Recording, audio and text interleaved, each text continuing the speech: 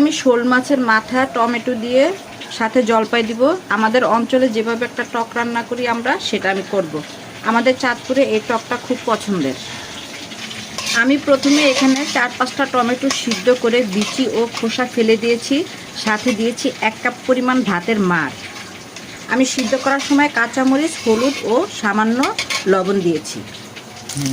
গরম তেলে পেঁয়াজটা একটু নরম করে এখানে দিয়ে দিব রসুন বাটা, হলুদ, লবণ, ধনিয়ার গুঁড়া ও সামান্য মরিচের গুঁড়া, যেহেতু আমি এখানে কাঁচামরিচ দিয়েছি। মশলাটা ভালো মতো কষানো হয়ে গেছে, তেল তেল উঠে গেছে। এখন আমি এতে দিয়ে দিব মাছের মাথার লেজ একটা টুকরা, সাথে দিয়ে দিব একটু গোটা টমেটো। কষানো হয়ে গেছে। এখন আমি আগে থেকে সিদ্ধ করে রাখা সব কিছু একসাথে মিশিয়ে দিব। না না, জলপাই দিব তো, দিয়ে দিব।